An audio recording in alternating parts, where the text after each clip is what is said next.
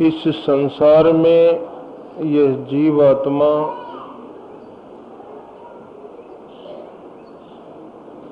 अनंत काल से विविध योनियों में भटक रहा है।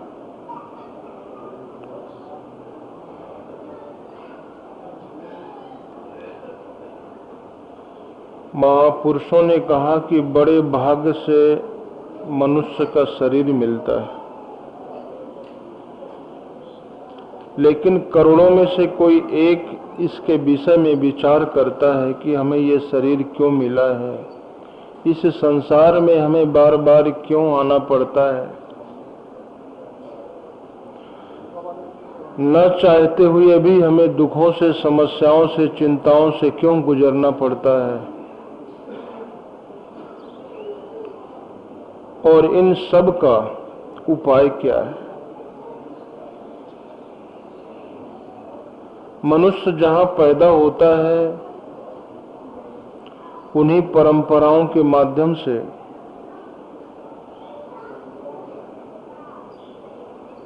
वो अपने जीवन की समस्याओं से छुटकारा पाने का प्रयत्न करता है।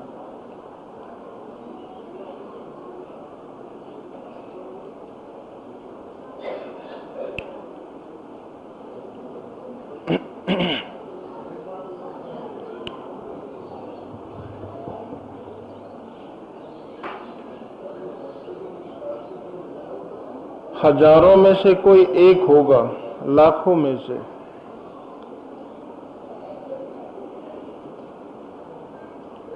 जिसे सत्पुरुषों का संग प्राप्त हुआ हो। और जब तक सत्पुरुषों का संग नहीं प्राप्त होता है, मनुष्य परंपराओं में भटकता रहता है। एक गरीब घर का लड़का था, बहुत गरीब, मजदूरी करके अपने परिवार का गुजारा करना, यही उनकी दिनचर्या थी।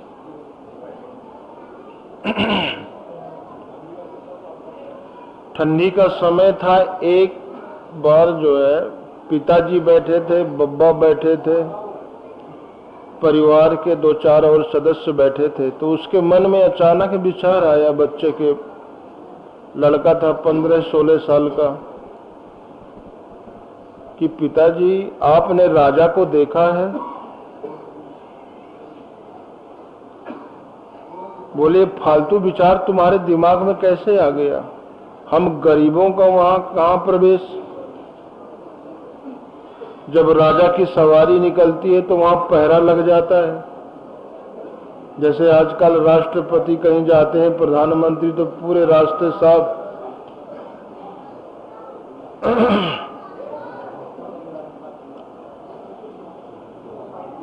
तो बोले बब्बा आपने देखा कभी? बोले यही हाल तो हमारा है। तो उसने पूछा कि जैसे मैं अपने बब्बा को देख रहा हूं, आप हमारे सामने बैठे हैं, ऐसे आपने भी अपने बब्बा को देखा होगा, तो उन्होंने तो बताया होगा कभी कि हमने राजा को देखा है, राजा हमारा ऐसा है। बोले नहीं, किसी ने नहीं देखा। बोले इससे बड़ा दुर्भाग्य और हमारा क्या होगा? हम जिस राज्य में पैदा हुए, उस राज्य के राजा को देखे बिना हम मर जाते हैं, देख नहीं पाए, तो हम इस राज्य में पैदा ही क्यों हुए? इस प्रकार का विचार वो 5वीं-6वीं पीढ़ी का लड़का उसके अंदर आया। किसी के अंदर ये विचार आया ही नहीं, क्योंकि परंपराएं ही ऐसी थी। किसी गरीब का वहां प्रवेश ही नहीं। इसी प्रकार करोड़ों में से, लाखों में से किसी एक व्यक्ति के अंदर विचार आता है कि जिस परमात्मा ने इस संसार को बनाया है, उसकी रचना कितनी सुंदर है। बगैर उसको देखे बिना हम इस संसार से कितने बार विदा हुए। कभी विचार आया? किसी के अंदर विचार आता है? कि वो परमात्मा कैसा होगा जिसकी हम संतान हैं, जिसके हम अंश हैं। करोड़ों में किसी एक के अंदर ऐसा विचार आता है।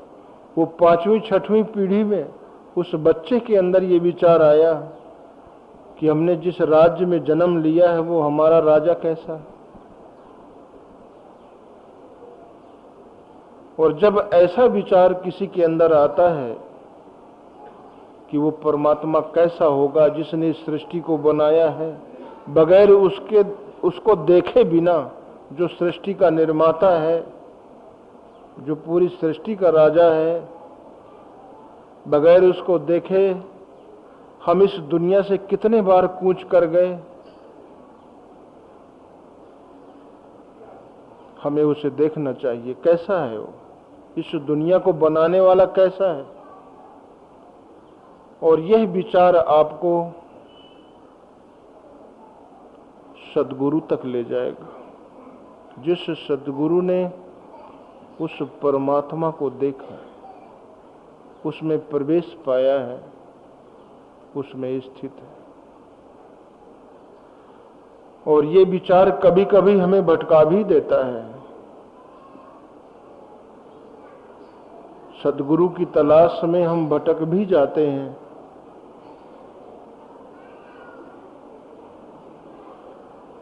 और इसी भटकने के दुष्परिणाम स्वरूप अनेकों प्रकार के संप्रदायों का निर्माण भी हो जाता है।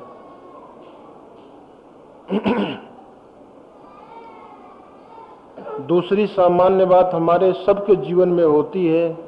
हमारे सबके जीवन में कोई न कोई समस्या है। किसी व्यक्ति का जीवन ऐसा है जिसके जीवन में कोई समस्या ना हो, कोई चिंता ना हो, कोई परेशानी ना हो। और उनसे छूटने के लिए भी हम अनेकों प्रकार के काल्पनिक सिद्धांतों का सहारा लेते हैं।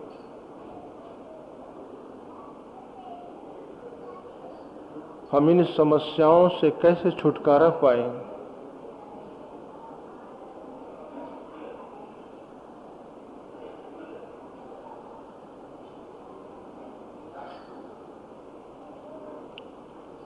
कोई व्यक्ति अपने जीवन में दुख नहीं चाहता है, लेकिन जिंदगी भर जो वो अर्जित करता है उसमें से कुछ भी उसके पास ऐसा नहीं होता जिससे वो आने वाले दुख को रोक सके।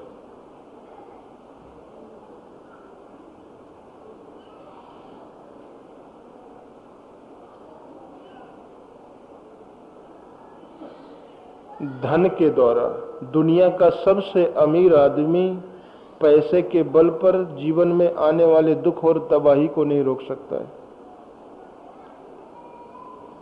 राष्ट्रपति का पद सबसे बड़ा पद होता है। उस पद के द्वारा भी राष्ट्रपति अपने जीवन में आने वाले दुख और तबाही को नहीं रोक सकता।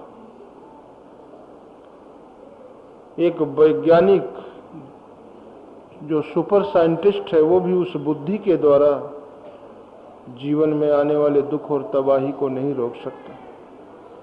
तो मनुष्य ने जब देखा कि हम किसी भौतिक उपलब्धि के द्वारा दुख और तबाही को नहीं रोक सकते, तब वो अनेकों प्रकार के अनुष्ठानों का सहारा लेता है।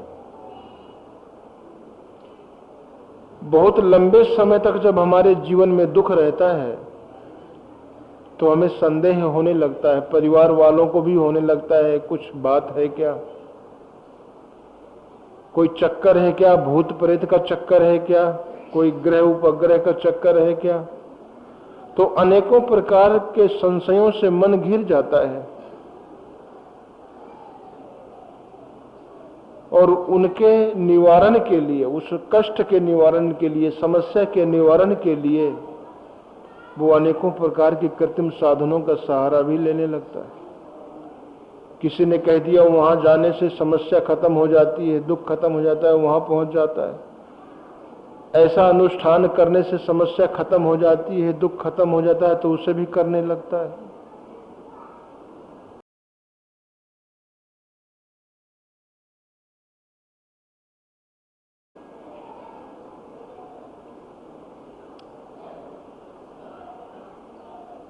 किसी ने कह दिया शनि की दशा। अभी हमने देखा था टीवी में शनि जयंती थी 1 महीना पहले। बड़े बड़े बुद्धिजीवी लोग शनि मंदिर में जाके तेल से स्नान कर रहे थे।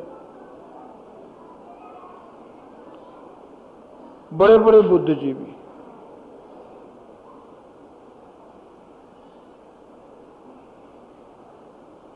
हमने कहा बताइए, ये भी संकट से छूटने के लिए तेल से स्नान कर रहे। किसी ज्योतिषी ने बता दिया कि ये दशा खराब है, आप ये नंग पहनो, ये अनुष्ठान करो। भला आत्मा, महापुरुषों ने अनुभव किया कि आत्मा को न तो शस्त्र काट सकता है, न अग्नि जला सकती है, न वायु सुखा सकता है, और उसको प्राप्त किए बिना किसी काल में मनुष्य का कल्याण संभव नहीं। और उसके अलावा सब जड़ पदार्थ है। हमने जमीन से खोदकर पत्थर का टुकड़ा निकाल लिया, उस पत्थर के टुकड़े से इस चेतन आत्मा का कल्याण करते हैं, और वो बेचारा बेचने वाला दिन भर परेशान रहता है। जिस दुकान में हजारों नंग रखे, हमने कभी कभी हम देखा करते हैं, जितने हाथों में उंगलियां हैं उतने नंग पड़े हैं, वो भी कल्याण के लिए। ये कल्याण के नाम पर ही तो है। अगर ऐसा संभव होता तो बड़े बड़े राष्ट्राध्यक्षों के जो तख्ता पलट घटनाएं होती रहती हैं, शायद उन घटनाओं से उनका जीवन सुरक्षित हो जाता।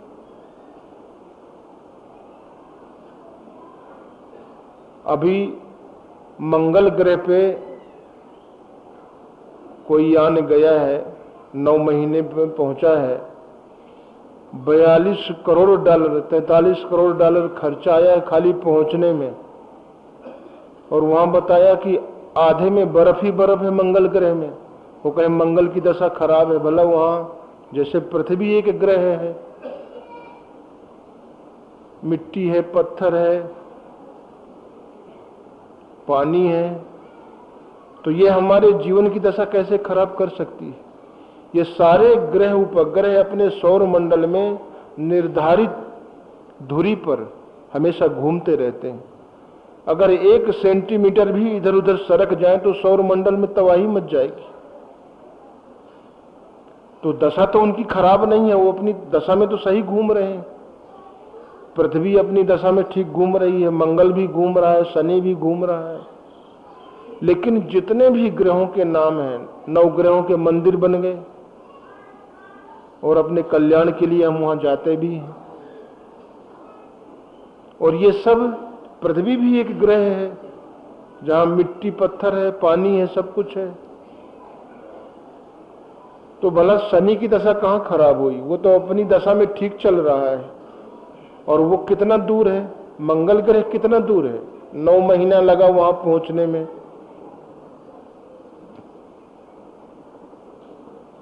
और कितना बताया, 40,000 किलोमीटर प्रति घंटा की रफ्तार से वो चला है। अब कितना दूर होगा जो 9 महीने में पहुंचा। अब वहां से वो ग्रह हमारे जीवन को खराब करने यहां आएगा। बड़े बड़े बुद्धिजीवियों को हमने अपने घरों के दरवाजे, किचन, बाथरूम सब कुछ बदलते देखा। उन्हें कहा नहीं, ये किचन अग्नि कोण में होना चाहिए, ये दरवाजा इधर होना चाहिए। वो कभी विचार नहीं करते।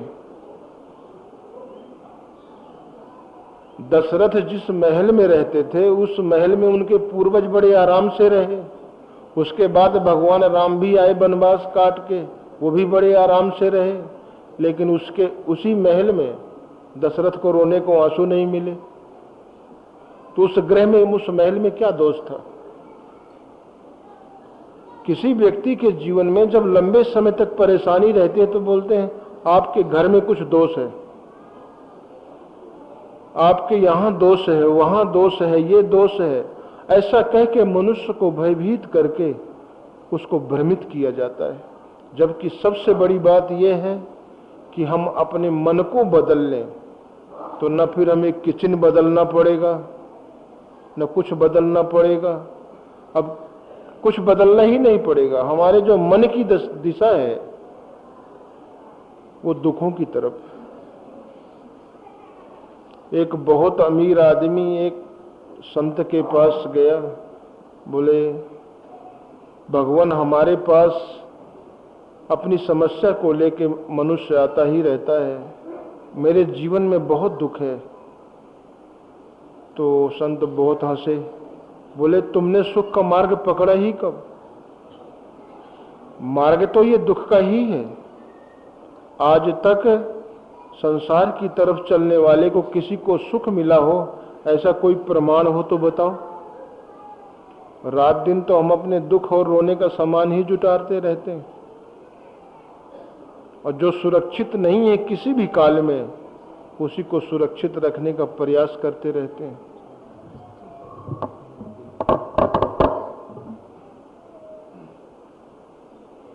क्योंकि मनुष्य जिंदगी भर भाग दौड़ करके कोई टिकाऊ चीज नहीं पाता है। आपके पास कोई टिकाऊ चीज नहीं है, और जिस दिन वो नष्ट होगी आपको दुख होगा। आपके परिश्रम का, जिंदगी भर की भागदौड़ का परिणाम दुख निकला, तो क्या दुख पाने के लिए इतना तेजी से संसार की तरफ हम भाग रहे हैं?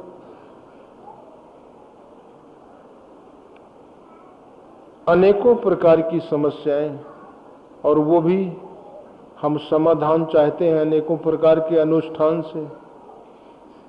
भला इससे आत्मा का संबंध क्या है? और ऋषियों ने आज जो 42-43 करोड़ डॉलर खर्च किए जाते हैं, ऋषियों ने नया पैसा नहीं खर्च किया और सारे ग्रह उपग्रहों की खोज कर डाली। जिस ऋषि ने जिस ग्रह को खोजा, उसी के नाम से आज हम उसे जानते हैं। मंगल ऋषि थे, मंगल ग्रह की खोज किया। देवताओं के गुरु बृहस्पति थे, जिन्होंने बृहस्पति ग्रह की खोज की। असुरों के गुरु शुक्राचार्य, जिन्होंने शुक्र ग्रह की खोज किया। तो जिस ऋषि ने जिस ग्रह की खोज किया, हम आज उसी नाम से जानते हैं। और उस समय ये उपग्रह नाम की कोई चीज ही नहीं थी, कोई शटल यान नहीं थे जिसमें बैठ के वहां तक की दूरी तय की जाए। लेकिन उन्होंने सूक्ष्म शरीर से सारे ग्रह उपग्रहों की खोज किया और मानव जाति को उस खोज से परिचित भी कराया, और कुछ खर्चा भी नहीं कराया।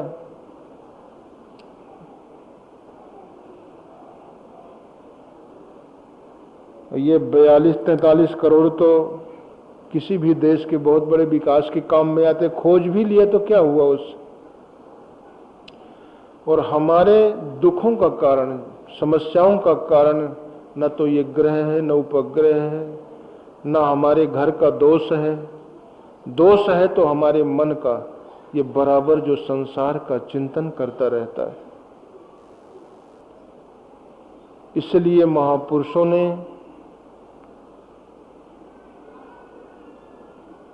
एक ही रास्ता बताया।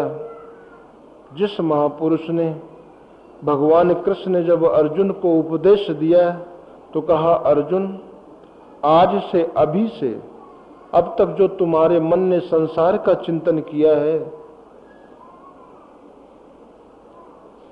दुख और समस्याओं का निर्माण किया है, आज से तुम परमात्मा का चिंतन शुरू कर दो। तो जो मन संसार का चिंतन करके दुख का निर्माण करता है, वही मन आपका ईश्वर का चिंतन करके सुख का भी निर्माण करता है। इसलिए महापुरुषों ने इस मन को, मन एवं मनुष्य नाम कारणम बंध मोक्ष है, मनुष्य का मन ही बंधन और दुख का कारण है।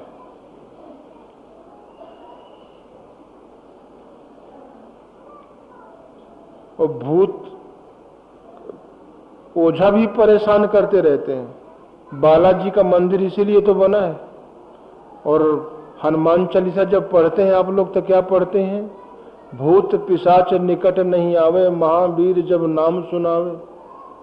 निकट आते ही नहीं, लेकिन सबसे ज्यादा भूत बालाजी मंदिर में आते हैं।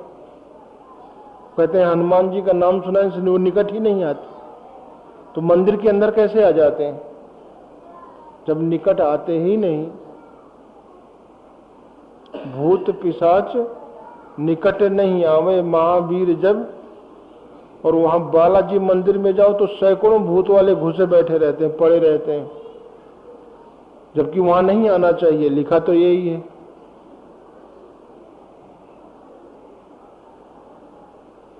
आप किसी से मिलने जाते हैं, आवाज देते हैं, मालिक अंदर है और कुत्ता जब आ जाता है तो आप उससे डरते हैं कि नहीं डरते? भूखने लगता है, कहीं काट ना ले। और वही घर का मालिक जब आता है तो वो कुत्ता दुम हिला करके उसके पैरों के नीचे लेट जाता है, जिस कुत्ते से आप डरते थे। तो हम जिन ग्रहों से, उपग्रहों से, समस्याओं से भयभीत हैं, भयभीत होकर इधर उधर भटक रहे हैं, जो ये सृष्टि का मालिक है उसके सामने तो ये माया दुम हिलाती है।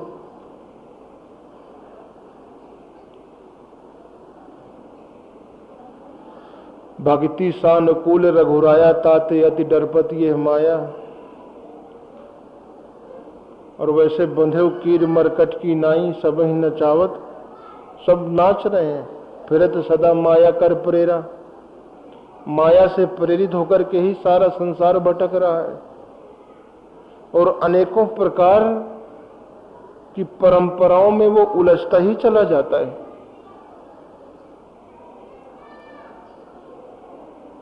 एक किसान आदमी के घर में एक गाय भी आई। बछड़ा था छोटा तो उसको बांध नहीं सकते थे, कमरे में कर देते थे तो वो पूरे कमरे को गंदा कर देता था। उसका मित्र मिलने आया तो बोले, भाई ये पूरा कमरा गंदा कर देता है। बोले, इसको एक खूंटे से बांध दो, बस एक ही जगह बंधा रहेगा। तो हमारा जो ये मन है, ये संसार में भटक करके हमारे अंतःकरण को गंदा करता रहता है, जितना ही भागता है। और अगर इसको नाम की खूंटे से अगर बांध दिया जाए, मन को नाम पकड़ा दिया जाए, तो फिर ये अंतःकरण को गंदा नहीं कर सकता। और निर्मल अंतःकरण में आप किसी को अपने घर में बुलाते हैं तो उसके लायक व्यवस्था करते हैं कि नहीं करते? किसी मंत्री को बुलाया, किसी अधिकारी को बुलाया, प्रोग्राम होते हैं तो उनके योग्य व्यवस्था होती है कि नहीं? या घर के गंदे कपड़े उसके सेवा में बिछा देते हैं बिस्तर में, बिल्कुल साफ सुथरे। क्यों? ये प्रसन्न हो जाएगा तो मेरे जीवन की कुछ समस्या का मुझे समाधान मिल जाएगा, इस उम्मीद से। लेकिन जिस परमात्मा के अनुकूल होते ही हमारी जीवन की संपूर्ण समस्याओं का स्थायी समाधान मिलता है, उसको अपने हृदय में बुलाने से पहले कभी देखा? क्या मैं जिस परमात्मा को अपने हृदय में आमंत्रित कर रहा हूँ, आवाहन कर रहा हूँ, क्या उसके बैठने लायक ये हृदय हुआ कि नहीं? इसीलिए महापुरुष पहले एक सेवा और नाम का जप पकड़ा दिया करते थे कि इन श्रद्धा के साथ सेवा और सुमिरन, इन दोनों के द्वारा आपका अंतःकरण निर्मल होगा, उस प्रभु के बैठने लायक होगा, सदगुरु के बैठने लायक होगा। जब बैठने लायक हो जाता तो फिर आपको बुलाना नहीं पड़ता। तो सेवक सदन स्वामी आगमनु, मंगल भवन अमंगल दमनु। जहां सेवक के घर में स्वामी का आगमन हो जाता है तो फिर मंगल ही मंगल, फिर अमंगल धीरे धीरे। लेकिन ये तभी संभव है, अतिशय प्रीति देख रघुवीरा, प्रगटे हृदय हरन भव भीरा।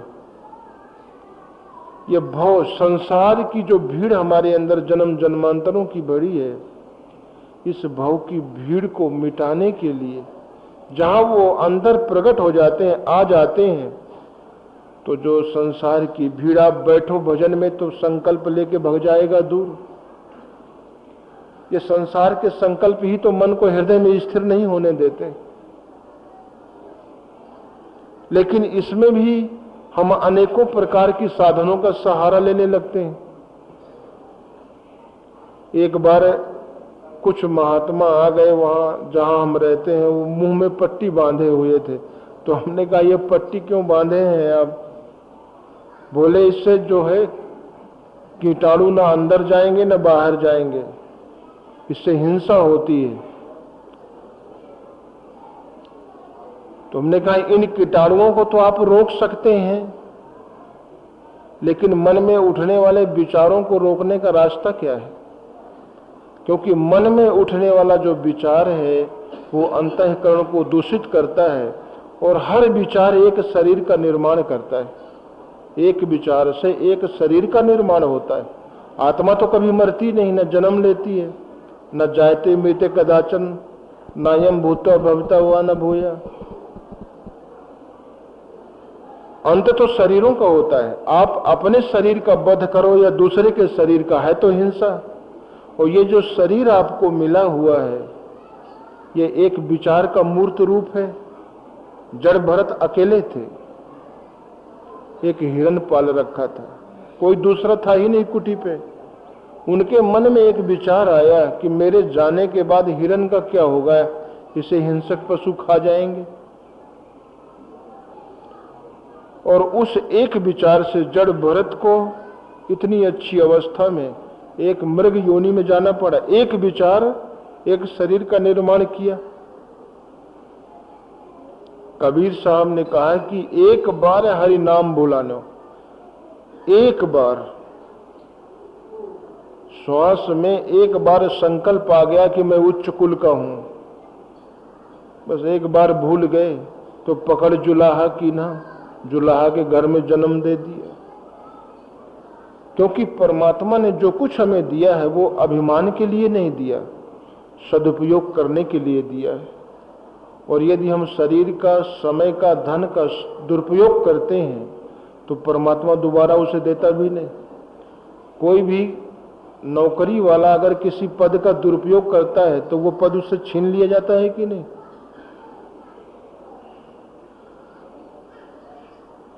फिर दोबारा मिलता ही नहीं। ईश्वर ने हमें अभिमान करने के लिए कुछ भी नहीं दिया। जो कुछ दिया है सदुपयोग करने के लिए, सत्य के प्रति उसका उपयोग हो। और जो उससे दूर ले जाए सत्य से, उसे दुरुपयोग कहते हैं।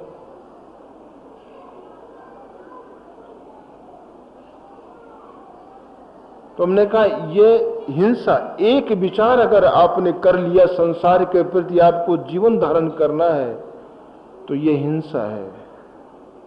और विचारों का निरोध करना शुरू कर दिया तो आप अहिंसा के मार्ग में चल पड़े। यही भगवान कृष्ण ने कहा कि अर्जुन, यस सर्वे समारंभा काम संकल्प वर्जिता। साधना की शुरुआत वहीं से है, संकल्पों का निरोध। क्योंकि संकल्प करेंगे तो हमें योनि मिलेगी, और जो योनि मिलेगी उस योनि का अंत होगा, आत्मा का तो होता नहीं। तो आपके शरीर का अंत हुआ, इसका जिम्मेदार कौन है? आपका विचार। यदि आप विचार नहीं करते तो आपको शरीर नहीं मिलता, उस शरीर का अंत नहीं होता। तो हम किसी की हत्या करते हैं तो शरीर की ही तो करते हैं, आत्मा तो अबद्ध है। तो अपने शरीर को मारो, अपने शरीर को नष्ट करो या दूसरे के शरीर को। इसलिए जब विचार आपका साथ देने लगे, ईश्वर संबंधी विचार, तो फिर इन बाह्य विचारों का निरोध होने लगता है। और निरोध करते करते अंतिम विचार जब परमात्मा में विलय हो जाता है, आत्मचिंतन में विलय हो जाता है,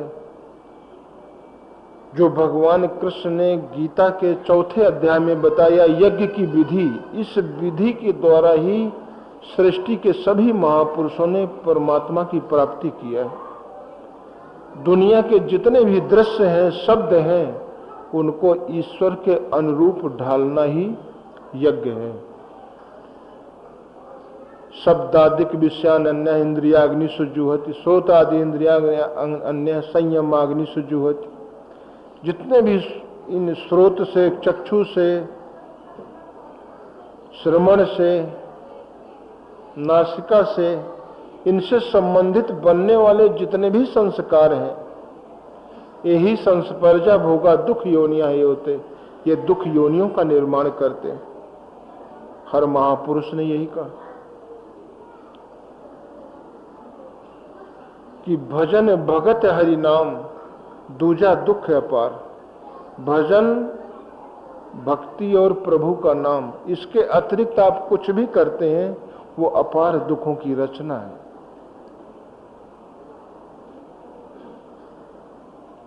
गोस्वामी जी ने कहा कि तज विविध कर्म अधर्म बहुमत, ये जो बहुत से मतांतर हैं, इनको त्याग कर। विविध कर्म, बहुत से कर्म, उनको त्यागने का उपदेश देते हैं। क्यों? ये शोक प्रद सब त्याग हो, ये सब शोक का निर्माण करने वाले। इसलिए उन संत ने कहा उस अमीर आदमी से कि तुमने सुख का मार्ग पकड़ा ही कब? दुख तो आएगा ही आएगा, ये दुख का ही मार्ग है, और दुख के मार्ग में चल करके सुख की कामना करना, ये कितनी बुद्धिमानी है। कोई दुख के मार्ग में चल रहा है, रात दिन आदमी चिल्ला रहा है, रो रहा है, मैं दुखी हूं, मैं दुखी हूं, फिर भी वो दुख का मार्ग नहीं छोड़ रहा। तो हमारी सबकी दशा ऐसी ही है। कोई आग को हाथ में लेकर के चिल्ला रहा, मैं जल रहा हूं, जल रहा हूं, लेकिन आग को छोड़ नहीं रहा, वो हाथ में ही लिए। तो जो दुख के कारण है, उन कारणों का त्याग, साधना की शुरुआत यहीं से होती। उन कारणों का त्याग जब करेंगे तो मन तो कुछ न कुछ पकड़ेगा, उसे चाहिए। मन कभी खाली रह ही नहीं सकता है, जब तक वो मिट नहीं जाता तब तक वो खाली नहीं रहेगा। इसलिए महापुरुषों ने कहा कि ये मन का जो स्वभाव है, कुछ सोचना, कुछ करना, तो इसको परमात्मा संबंधी कार्य पकड़ा दो, परमात्मा का नाम पकड़ा दो, और इस नाम का सुमरन करते हुए, स्वरूप का ध्यान करते हुए। इसलिए गोस्वामी जी ने कहा आपको ये वैभव कभी पीछा नहीं छोड़ेगा। आपको भौतिक सुख भी चाहिए, तब भी उसका आधार आत्मिक संपत्ति है।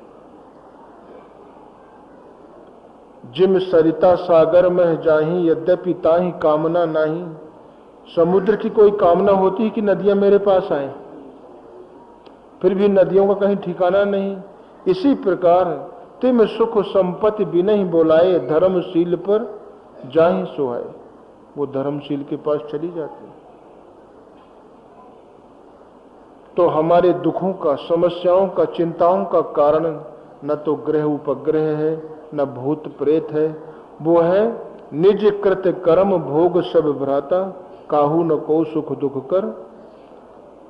स्वयं का कर्म जो मन के द्वारा होता है, ये मन के जो विचार हैं, इसीलिए महापुरुषों ने सारे संसार को संदेश दिया कि जो तो को कांटा बुए, ताही बुए तू फूल, तो को फूल के फूल है, वाको है तेरे शूल।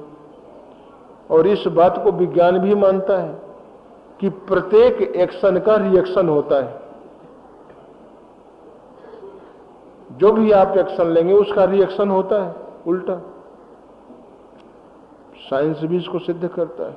आपका स्वयं का किया हुआ विचार, तो को फूल, हमने फूल बोया ना, तो को फूल के फूल, वो रिटर्न आपको मिलेगा। ये संसार एक खेती है, आप इसमें जो भी विचार बोएंगे वो रिटर्न आपको मिल जाएगा। भलाई का विचार बोएंगे तो भलाई मिलेगी, बुराई का बोएंगे बुराई मिलेगी। इन दोनों प्रकार के बदलों को चुकाने के लिए हमें बार बार शरीर धारण करना पड़ता है। इसीलिए इन दोनों प्रकार के विचारों से अपने मन को अलग करके यदि हमने परमात्मा का चिंतन पकड़ लिया और इसका अभ्यास आप शुरू कर जाए, उस अवस्था में महापुरुषों ने कहा ज्ञानाग्नि दग्ध कर्माणम तमाहु पंडितम। उस ज्ञान की अवस्था में संपूर्ण कर्म दग्ध हो जाते हैं, जो हमें सुख दुख जन्म मृत्यु की परिधि में बांधते हैं, वो इससे छुटकारा हो पा जाता है।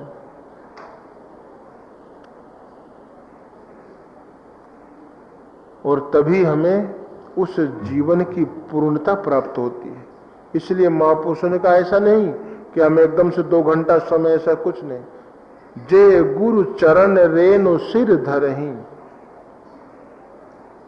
चरणों का जिस पथ पे महापुरुष चले हैं, उस पथ का थोड़ा सा भी साधन, स्वल्प मत्स्य धर्मस्य, यही कहा गया, थोड़ा सा भी साधन अगर आपसे पार लग गया तो सारे लोगों का वैभव आप लोग रात दिन विचार ही तो करते हो। रावण ने भी विचार किया कि मृत्यु लोक से लेकर स्वर्ग लोक तक मेरा अधिकार होना चाहिए, तो क्या उसने चढ़ाई कर दिया? तपस्या किया। उस तपस्या से आत्मिक शक्ति, आत्मिक ऊर्जा अर्जित किया, क्योंकि वो जानता था कि मुझे जिनसे टक्कर लेना है उनकी आत्मिक ऊर्जा मुझसे ज्यादा है। और जब रावण के पास ज्यादा हो गई, चढ़ाई किया और जीत गया। हिरण्यकश्यप के अंदर भी विचार आया कि मुझे स्वर्ग पर अधिकार प्राप्त करना है, तो क्या उसने चढ़ाई किया? पहले तपस्या किया, आत्मिक संपत्ति को अर्जित किया। तो जो भी आप विचार करते हो वो विचार आपका फलीभूत क्यों नहीं होता? क्योंकि उस विचार के पीछे फोर्स नहीं है, और जितना फोर्स होता है उतने उस विचार में आप सफल भी हो जाते हो। और महापुरुष पूर्ण होते हैं, पूरा फोर्स होता है, इसलिए संकल्प करते ही काम होने लगता है।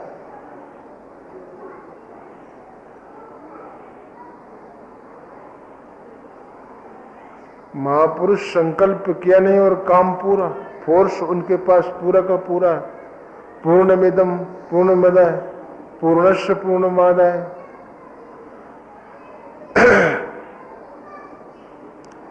और ऐसे महापुरुष उस भक्त को जो पूरी निष्ठा से, संपूर्ण मन से उस परमात्मा की तरफ अग्रसर है, तो मोक्ष मूलम गुरु कृपा, जो मोक्ष मिलता है वो गुरु की कृपा का ही फल है।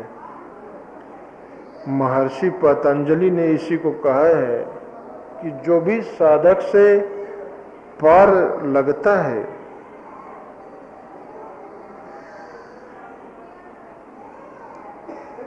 वो उस सद्गुरु की देन है। सत्य प्रतिष्ठायाम क्रियाफल आश्रितम, जो महापुरुष सत्य में स्थित हो गए, वो साधक से जो क्रिया बहुत सी नहीं है, तप, स्वाध्याय, ईश्वर प्राणदान, क्रिया योगा। तप, स्वाध्याय का मतलब पुस्तक पढ़ना नहीं, न तप का मतलब है उल्टे लटकना, पानी में खड़े होना। तप से महर्षि पतंजलि ने कहा काया इंद्र सिद्धि अशुद्धि क्षया तपसा, काया और इंद्रियों की सिद्धि प्राप्त होती है। ये सदुक्कड़ी भाषा है। कहते हैं दाल सिद्ध हो गई, चावल सिद्ध हो गया, सब्जी सिद्ध हो गई, मतलब इसको अब नहीं पकाना है। काया सिद्ध हो गई मतलब अब काया को धारण नहीं करना है। इंद्रियां सिद्ध हो गई, इंद्रियां पुनः अपने विकारों को, विषयों को ग्रहण नहीं कर सकती हैं, सिद्ध हो गई। तो काया इंद्रिय सिद्धि, अशुद्धि क्षया, अशुद्धि का नाश, क्योंकि यही तो इंद्रियों को विकृत करती हैं, यही तो शरीरों को जन्म देती हैं, विकार ही, और यही अंतःकरण को गंदा करते हैं। इसलिए अशुद्धि का नाश हो गया, इंद्रियों की काया की सिद्धि प्राप्त हो गई। ये तप के प्रभाव से ऐसा होता है, और ये तप की शुरुआत है योग अनुष्ठानात्। योग अनुष्ठानात् अशुद्धि क्षया ज्ञान दीप्तरा विवेक्ष्यात्। योग का अनुष्ठान करने से, जहां योग में आपका प्रवेश होता है, वहीं से तप की शुरुआत होती है। अपने मन और इंद्रियों को बार बार लक्ष्य के अनुरूप तपाना। मन भागता है, लेकिन उसको घसीट कर फिर नाम में लगा दो। अगर रूप का अभ्यास, महापुरुष के, सदगुरु के स्वरूप का ध्यान कर रहे हो, उस स्वरूप से बार बार भागता है तो फिर उसको घसीट के ले आओ, फिर स्वरूप में लगा दो। नाम पकड़े हो तो फिर पुनः नाम में लगा दो। और ये सत्व निरंतर दीर्घ काल सत्कार पूर्वक, तब ये दृढ़ भूमि, इसमें दृढ़ता आती, स्थिरता आती। अब ये नहीं कि 2 मिनट कुछ बैठ के चिंतन किया, 2 मिनट के बाद फिर मन राग द्वेष के वशीभूत हो गया, और हर विचार अपना प्रभाव इस शरीर पे छोड़ता है। कोई ऐसा विचार नहीं है।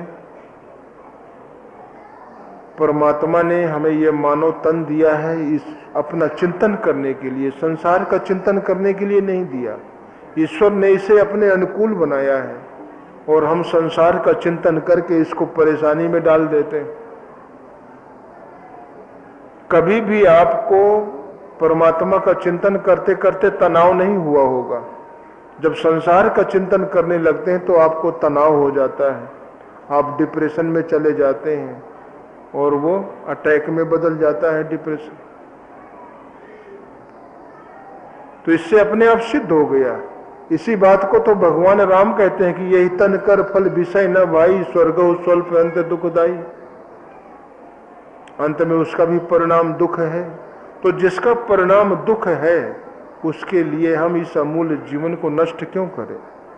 जो हमारा कर्तव्य है उस दायित्व का निर्वाह करते हुए, जो परिवार में हमें दायित्व मिला हुआ है, लेकिन जो प्रमुख दायित्व है इस आत्मा को अधोगति में से बचाना, अनंत योनियों के जो निर्माण हमने कर लिए हैं उन अनंत योनियों में न जाना पड़े, उसके लिए हमें प्रयास करना। और जो अपने आत्मा का हित नहीं कर सकता है वो संसार में किसी का भी हित नहीं कर सकता, क्योंकि ये तो बदले हैं। हमने किसी की भलाई कर दिया, उसको मानते हैं तो वो हमें भी मिल जाएगी, लेकिन इस भलाई और बुराई से हमें संतुष्टि तो नहीं।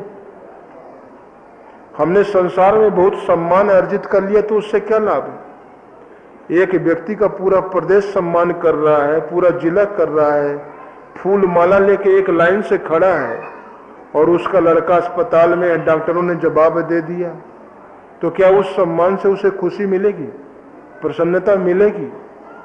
और ये सारी परिस्थितियां हमारे जीवन को प्रभावित न कर सकें, किसी भी प्रकार की बाधा हमारे जीवन को, मन को विचलित न कर सके, इसी के लिए महापुरुषों ने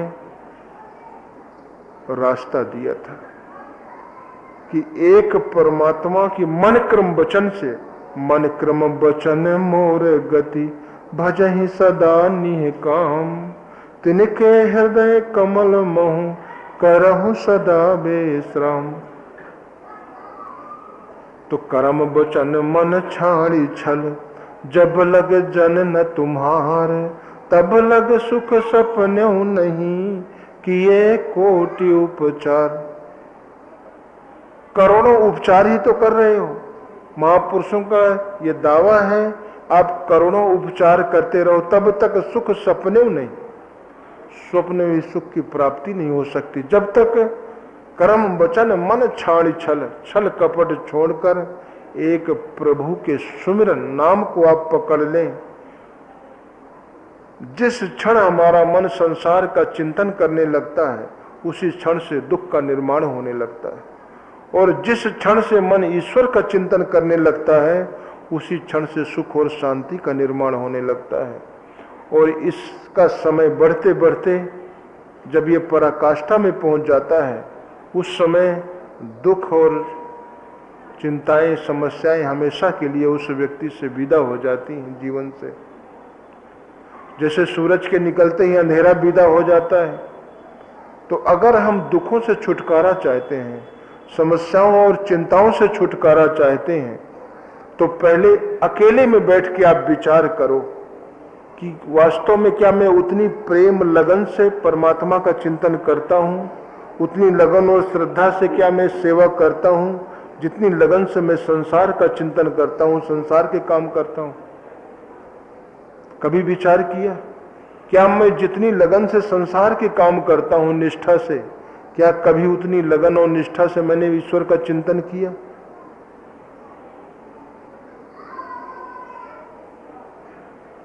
जिस लगन और निष्ठा का परिणाम दुख है, उस संसार के काम को हम कितनी लगन और निष्ठा से करते हैं।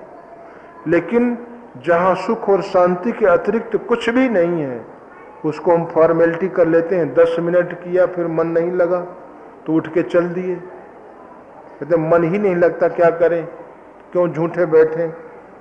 और संसार के काम में अगर मन नहीं लगेगा, असफल होंगे तो आपको दुख होगा। भजन में असफल होंगे तो दुख नहीं होगा।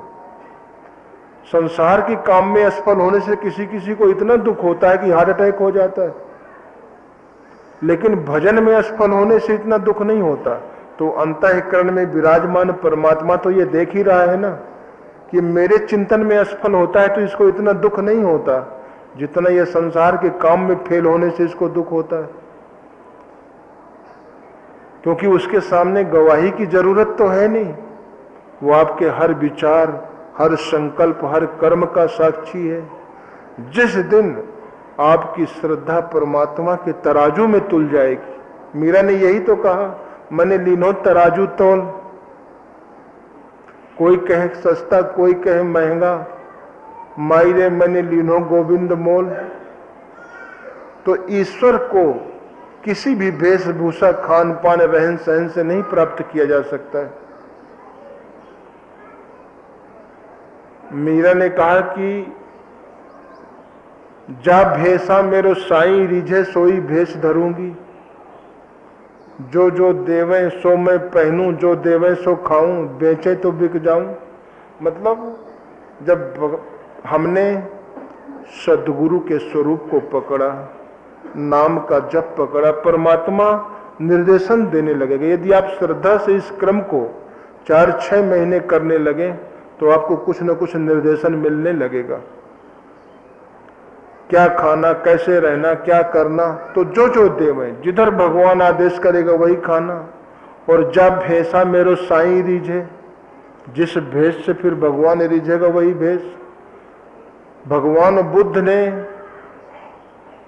एक मृतक महिला का जो कफन था, उसको, जिसमें बदबू आ गई थी, उसको उतारा, नदी में धोया, उसको पहना। आज उनके अनुयायी डेकोरेटेड, एक ही ड्रेस, एक ही तरह का। तो जा भेसा मेरो साईं रिझे, तो ऐसा कुछ नहीं, उसकी कोई भी एक निश्चित वेशभूषा नहीं कि इस निश्चित वेशभूषा के द्वारा ईश्वर को प्राप्त किया जा सकता है, लेकिन उसे निर्मल हृदय के द्वारा प्राप्त किया जा सकता है। जब तक ऐसा नहीं होगा तो आप कहीं भी जन्मे हो, कुछ भी करते हो, और हृदय निर्मल करने की प्रक्रिया यही है कि जिन विचारों से हृदय गंदा होता है, हवा चलती है, आंधी चलती है, तो आप लोग क्या करते हो? घर के दरवाजे बंद कर देते हो ना, ताकि ये धूल अंदर आके गंदा न कर दे। इसी प्रकार हमें इंद्रियों के दरवाजों को बंद करना है ताकि बाहर के विचार हमारे अंतःकरण को गंदा न करें। और सर्व जितने भी प्रतिमाएं बनी हैं, वहां कोई देवता तो नहीं है, देवता की छाया ही तो है, उसे आप मंदिर कहते हो, कहते हैं कि नहीं? लेकिन इस पूरी सृष्टि का निर्माता कहाँ रहता है? आपके हृदय में। अस प्रभु हृदय अछत अभिकारी, सकल जीव जग दीन दुखारी। ईश्वर सर्वभूतानाम हृदय से अर्जुन तिष्ठन्ति, ब्रह्म्यानि सर्वभूतानि यंत्रारूढ़ानि माया। ईश्वर संपूर्ण भूत प्राणियों के हृदय में निवास करता है। तो जिस हृदय में ईश्वर निवास करता है, जो उससे बड़ा सृष्टि में कोई है? तो उससे बड़ा देवालय कोई है सृष्टि में? आपके पास है। उससे बड़ी इबादत गाह सृष्टि में कहीं नहीं, जहां ईश्वर निवास करता है, खुदा निवास करता है, वो हृदय है। लेकिन बाहर जो मंदिर बने हैं, इन मंदिरों में जाने का मार्ग तो है, तो हृदय में जाने का मार्ग कैसे है? आप उस सृष्टि के सर्वोपरि देवालय तक कैसे पहुंचे? इसी विधि को समझने के लिए सद्गुरु की जरूरत होती है, महापुरुषों की जरूरत होती है, जिसके लिए सभी आप लोग एकत्रित हैं। लेकिन कुछ लोग आते हैं, चले जाते हैं। हम देखते हैं 25 साल से गुरु पूर्णिमा में शामिल हो रहे हैं, जो जहां खड़ा है वहीं खड़ा है। क्यों? हम सोए सोए सुनते हैं, सोए सोए जो है देखते भी कहाँ हैं? सब सो रहे हैं। मोह निशा सब सोवनि हारा, देखें सपन। सोया हुआ व्यक्ति कभी नहीं सुनता है। सुनता है? न देखता है। जगा हुआ व्यक्ति देखता है और सुनता है। आप घर में जाओ, आपको प्यास लगी है तो जो जगा हुआ होगा वो आपको पानी लेके आ जाएगा, कहेगा आप प्यास लगी है, इतना सुनते ही आपको पानी मिल जाएगा। और सोए हुए व्यक्ति के सामने कहो मुझे प्यास लगी है, भूख लगी है, कोई प्रतिक्रिया नहीं होगी। तो जानिए तबे जीव जग जागा, जब सब विषय विलास विरागा। जब संसार का परिणाम भली प्रकार समझ में आ जाए कि जिधर जा रहे हैं दुख के सिवाय कुछ नहीं मिलेगा, ऐसा जगा हुआ मन अपनी आत्म कल्याण के लिए प्रयास करता है और उसके मन में कुछ प्रतिक्रिया होती है। जगे हुए व्यक्ति के अंदर प्रतिक्रिया होती है, वो सुनता है और चलता है, करता है। सोए हुए व्यक्ति के अंदर कभी प्रतिक्रिया नहीं होती किसी भी प्रकार की।